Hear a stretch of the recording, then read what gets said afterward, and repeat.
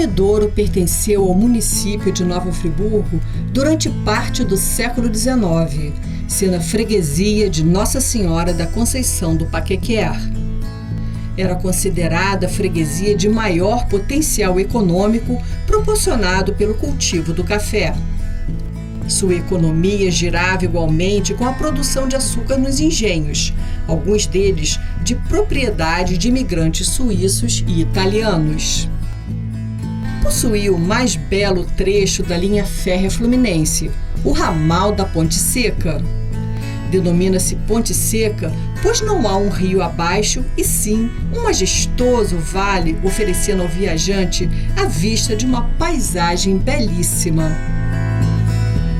Possui 9 grandes pilares projetados por engenheiros ingleses da Leopoldina Railway Company. A Ponte Seca foi inaugurada em 1888 e integrava o ramal ferroviário Nova Friburgo, além Paraíba. Sumidouro obteve a sua autonomia no ano de 1892. Dividida em terras quentes e terras frias, os vales férteis de Sumidouro são banhados pelo rio Paquequer e seus afluentes. A partir de 1940, nas áreas frias e montanhosas, com altitude que chegam a 1.300 metros, tem início a produção de hortaliças, legumes e frutas. Sua economia é predominantemente agrícola e boa parte da população vive na área rural. No Segundo Império, Sumidouro teve importante papel no ciclo econômico do café. Visitamos a Fazenda São Lourenço, construção de meados do século XIX, edificada durante o período cafeeiro.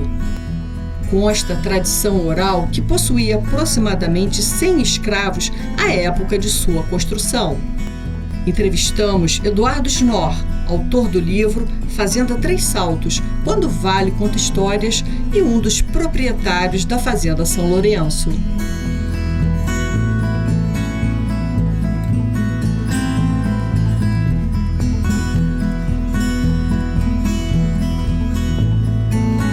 Eduardo Schnorr, você escreveu o livro Fazenda Três Saltos, Quando o Vale Conta Histórias, com a Mary Del Priore.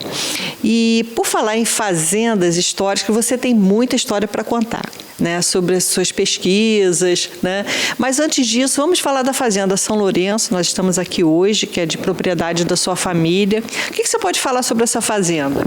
Olha, eu não estudei essa fazenda, mas pelas perspectivas que eu já tive de diversas regiões, não só fluminenses, como Minas Gerais, principalmente comarca Rio das Mortes, e da maneira também do Vale do Paraíba paulista, o tipo de construção, principalmente na primeira metade do 19, um arquiteto de São Paulo, também um historiador, chamado Luiz Saia, chama de Torna Viagem. Foi um tipo de construção que foi idealizado em Minas Gerais e, na época do início do século XIX, fim do XVIII, esse tipo de construção é trazida para o Vale do Paraíba e se torna uma marca mais ou menos generalizada de uma maneira de você morar na área rural, né? As casas, por ser um regime escravocrata, um regime de trabalho escravocrata, todas as casas são alpendradas, as casas ficam sobre o terreno, você nunca fica ao rés do chão. Então a Fazenda São Lourenço tem duas características muito interessantes. A primeira é que você não é alpendrada, ela está praticamente ao rés do chão. E ela tem um armazém ao lado, tinha um armazém ao lado, e que mostrava que era uma fazenda de serviço, quer dizer, uma fazenda que é de moradia e de serviço. Pelo teto alto, pela disposição das salas, eram pessoas ainda com grande representação social e grande poder econômico. E isso fica refletido na casa. Mas pelo tipo de construção, eu acreditaria que ela seria mais final do século XIX, por não estar alpendrada. Todas as casas mais alpendradas, com 2 andares, essas casas são mais próprias da primeira metade do XIX, ainda você está, digamos, no apogeu do regime escravocrata. Então, quando você tem uma decadência, você já tem um trabalho com parcerias, com homens livres, você já está mais ou menos nessa transição, este tipo de representação começa a passar para os modelos, outros modelos arquitetônicos, como muitas coisas era chalé, eram construções mais francesas, construções mais lembrando construções inglesas, que você vê muito em construções de estradas de ferro, em estações de estradas de ferro. Então, as pessoas acham que trabalhar fazendo de café é ficar lembrando, meu avô, o barão, fica essa imagem muito de aristocracia saudosa.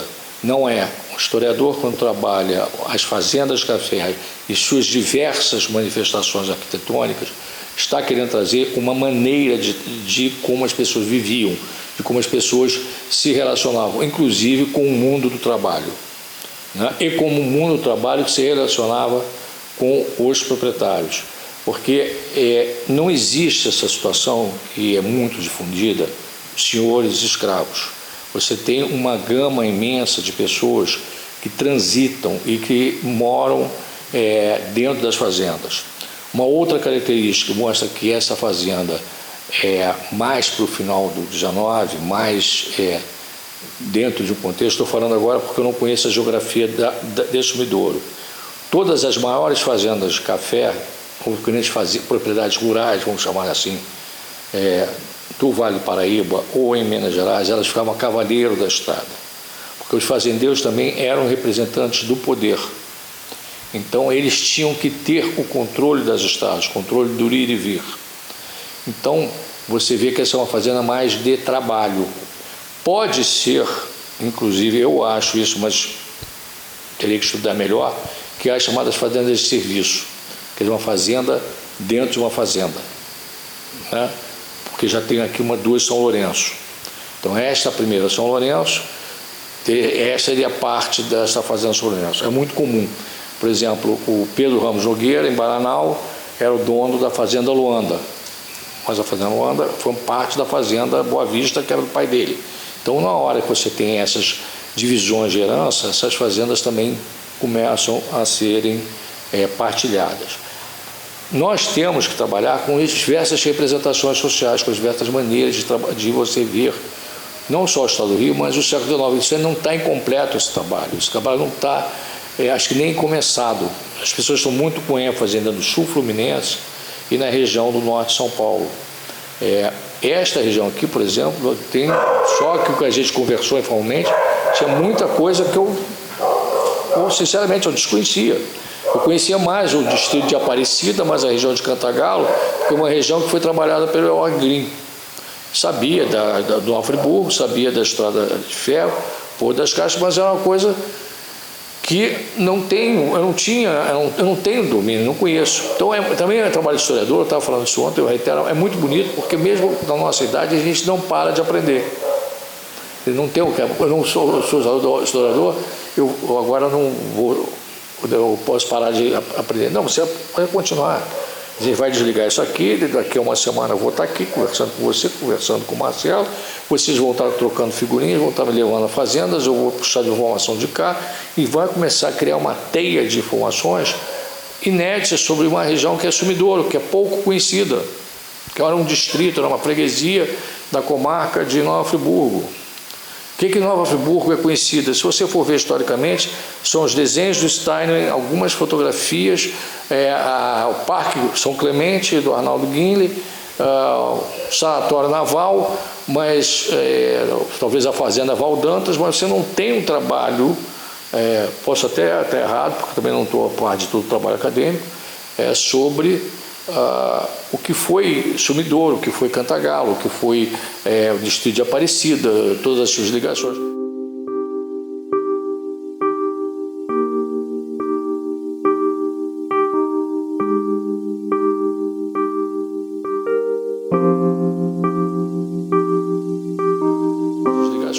Uma produtora de café no final do século XIX e princípio do XX foi aqui a região do Vale do Paraíba, aqui em cima, tá? A importância, por exemplo, de Itaperuna, a importância de Varriçá, a importância dessas regiões todas se comunicando com campos, né? Então nós temos muito trabalho a ser feito e de representação social. A São Lourenço é uma fazenda do século XIX, mas ela tem essa característica, já está praticamente ao resto do chão. Então isso é uma novidade. Vamos trabalhar isso? Ah, você está com saudades do Império? Eu não estou com saudade do Império. Você tem que pensar que o Império foi o Brasil. Entendeu? Simplesmente, você imaginar que o Rodrigues Alves foi presidente da República, mas ele era chamado de conselheiro, esquecendo de completar o título dele, era conselheiro do Império. Quer dizer, um conselheiro do Império vira presidente da República. Quer dizer, não tem esse fechamento. Acabou a República, acabou o Império, vamos passar para a República e fica só. Isso é muito bom para a didática, para você ensinar a história. Mas quando você trabalha com a Fazenda Três Saltos, você vê uma família que começa a construir no século XVIII e vai até o final do século XIX. O que levou você a pesquisar essa fazenda especificamente? Qual foi o motivo da sua opção? Porque nós trabalhamos com representação social e rede de sociabilidade. Tá? Quando você trabalha uma propriedade, não é só o que ela produziu, o que é o número dos escravos que pertenciam, que tem uma linha de historiadores que gostam de trabalhar, e é importante, é muito importante isso. Famílias escravas. Eu gosto de trabalhar com a montagem da representação de poder, de como essas pessoas não vindas de um ambiente rural, quer dizer, ele é com grandeza do Piraí, mas eles criam uma rede de sociabilidade que sustenta o Império. E é a casa e os utensílios domésticos que vão dar essa representação. Também vão refletir essa representação, porque eles vão ser a corte na sua região.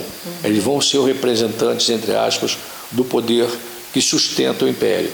Por exemplo, o Honório Hermeto Carneiro Leão, que era o famoso Marquês de Paraná, o irmão dele vai ser o Barão de Santa Maria, que vai estar ligado a este grupo do Barão do Piraí.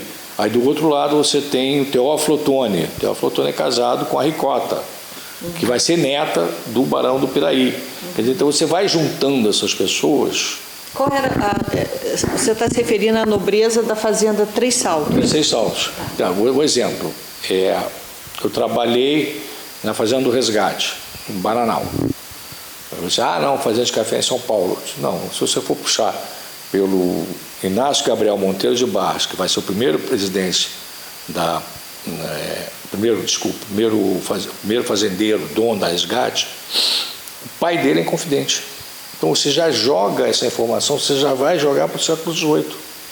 Então não é um trabalho, você quer montar uma genealogia, não, com isso você consegue montar uma estrutura de poder, de representação social, que ultrapassa a colônia, vai para o Império e chega na República.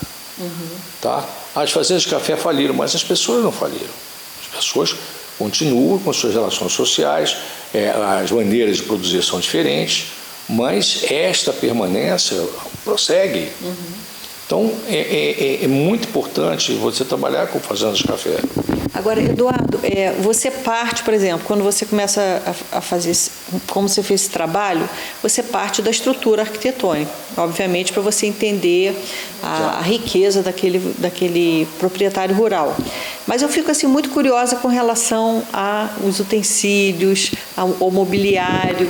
Como é que você vai inventariando isso e chegando à conclusão de que essa pessoa tinha muito dinheiro, ele tinha um estilo sofisticado, ou ele era mais pelos inventários. Mas assim, com relação ao mobiliário, o que te chama a atenção?